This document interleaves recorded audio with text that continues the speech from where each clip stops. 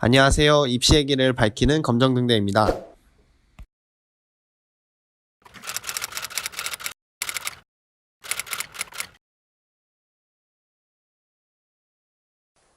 비교과 전형 이제 이 부분은 이제 욕심을 내고 장기적으로 봤을 때 이게 이제 저희가 얘기하는 이게 이제 뭐랄까요?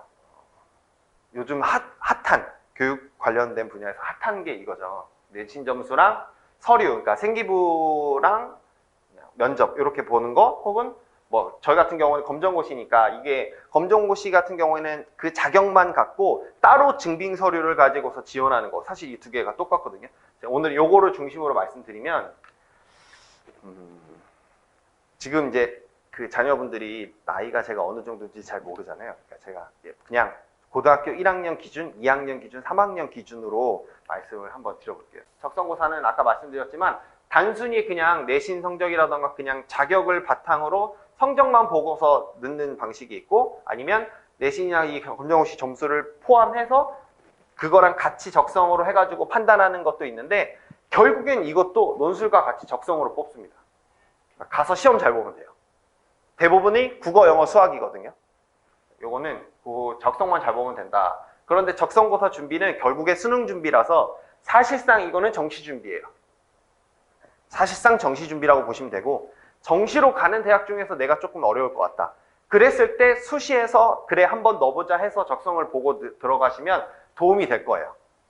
나는 예를 들어 가천대, 뭐 서울로 따지면 상명대, 동덕여대 이 정도의 학교를 생각하고 있다. 그러면 저는 적성고사를 한번 생각을 해보는 것도 나쁘진 않아요. 그러나 다만 수시에서 발목 잡히지 않는 것만 생각하셔야 돼요. 수시 같은 경우에는 이제 저희 검정고시, 저는 이제 검정고시를 아이들한테 도와주고 있으니까 검정고시로 지원할 수 있는 학생부 종합전형이 이렇게 있더라고요. 꽤 많아요. 이게 이제 올해부터 굉장히 이렇게 활짝 열렸고, 뽑는 방식이 어떻게 되냐면요. 제가 솔직하게 말씀드리면 저는 학교 다니는 친구들에 대한 컨설팅만 해왔습니다. 솔직히 말씀드리면. 네.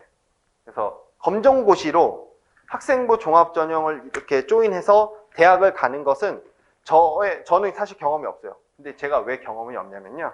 올해부터 이렇게 됐습니다. 그래서 그래요. 올해부터 이렇게 본격적으로 검정고시를 통해서 학생부 종합전형 준비해서 뽑는 게 올해부터 가능해졌어요. 그러니까 저뿐만 아니라 사실은 거의 대부분의 이 컨설턴트 하시는 이 분들도 데이터가 없습니다. 어떻게 학교에서 뽑을지 몰라요. 1년, 2년 지나봐야 알거든요. 그래서 제가 확실하게 말씀드릴 수 있는 건 대학은 결코 아무렇게나 학생을 뽑지 않습니다. 고민을 합니다. 숫자가 바뀌고요. 퍼센테이지가 바뀌잖아요, 매년. 그래서 매년 부모님들 헷갈리시고 매년 막 입시 설명회 찾아다니면서 이 학교가 어떻게 뽑네 만에 고민하시잖아요. 근데 그 다 이유가 있습니다. 그래서 대학에서 검정고시 친구들을 학생부 종합전형으로 받겠다고 했었을 땐 뽑을 생각이 있기 때문에 이렇게 내놓는 겁니다. 그런데 제가 이 부분이 새롭게 나오면서 놀랍고 굉장히 약간 했던 부분이 뭐냐면, 학교 다니는 친구들은 생기부를 막 해요. 막. 지금 요즘에 얼마 전에 엊그저께 나왔던 그 뉴스가 뭐였냐면, 비교과 영역을 최소화한다, 지금 그런 뉴스가 나왔거든요. 그래서 뭐 창의적 체험 활동, 뭐 자율 그 내에서 자율 동아리 뭐 이런 것들에 대한 글자 수를 줄여서 아이들이 최소한만 넣을 수 있게끔, 그러니까 다시 얘기하면 선생님들께서 최소한만 넣을 수 있게끔 하겠다고 그런 얘기가 나왔어요. 그리고 이제 그러니까 세부 특기사항, 과목별 세부 특기사항을 좀 강화하겠다 했거든요. 어찌됐든 간에 생기부는 할 게 많아요. 너무 할 게 많습니다. 독서도 챙겨야죠. 봉사활동 챙겨야죠. 봉사활동 몇 시간 해야 돼요. 뭐 이런 거 고민하시잖아요. 그거 해야죠. 세특 챙겨야죠. 동아리 챙겨야죠. 동아리뿐만 아니라 자기 나름대로의 활동해야죠. 너무 많아요. 그런데 놀라운 건 검정고시는 증빙 서류에 하나만 내면 됩니다. 근데 그 증빙 서류가 최대 10개 정도더라고요. 이 학교들에서 최대 10개 정도의 그 활동만 정리를 해서 내면 돼요. 그러면 그 10개 활동이 의미가 있고 좀 더 색다르고 학교 다니는 친구들이 경험할 수 없는 것들로 채워지면 뽑을 거예요. 제 경험상 그렇습니다. 다른데 센스 있고 깊이 있으면 무조건 뽑습니다. 그러니까 제가 지금 올해 기대하는 부분이 사실은 이 부분이에요. 저희 학원에서도 지금 이렇게 검정고시를 통해서 학생부 종합전형 준비하려고 하는 친구들이 지금 있거든요. 그 친구들을 제가 제대로 보내고 싶어서 굉장히 많은 연구를 하고 있고 나름대로 지금 정보를 계속 끊임없이 찾고 있는데 가능성이 저는 보이더라고요. 제 경험상. 10개의 서류를 학교 다니는 애들은 할 수 없지만 의미 있는 것들로 채워줄 수 있게 옆에서 도와주고 본인이 직접 해본다면 가능성이 있을 것 같아요. 제가 하나로 예를 들어드리면 이런 거예요. 뭐 예를 들어서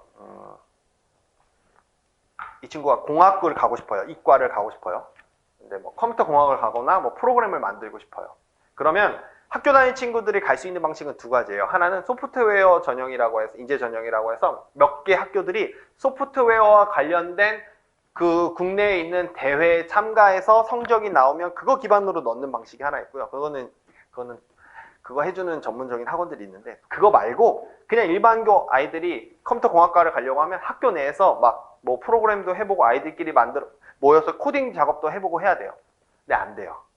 왜냐면 학교에서 할 수 있는 시간이 없어요. 그러니까 학교를 안 다니면 그걸 할 수 있는 시간이 너무 많은 거예요. 그래서 본인이 나와서 개별적으로 코딩 해보고 프로그램 만드는 것을 어플을 만드는 거예요. 그래서 그 어플을 일반 중소기업에 제시하는 거예요.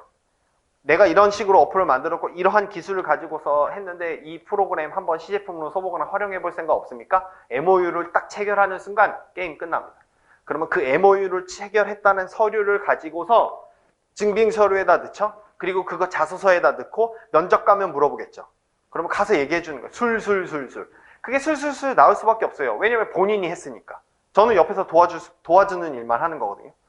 그러고 나면 이 친구들 증빙 서류에 있는 서류들이 그런 식으로 채워진다고 하면 당연히 경쟁력이 있을 수밖에 없기 때문에 저는 이 부분도 굉장히 메리트가 있는 방식이 되지 않을까 생각합니다.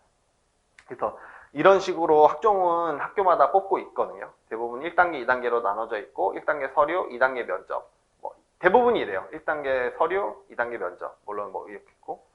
그래서 대부분 나중에는 면접을 잘 보는 것까지 이제 가지만 서류에서 뽑히는 방식으로 갔을 때 아까 말씀드렸던 자기가 진짜 좋아하고 관심 있는 거를 전문적으로 파보는 그러한 활동들이 모이면 충분히 합격할 수 있습니다. 지금까지 입시의 길을 밝히는 검정등대였습니다. 좋아요와 구독 잊지 마세요.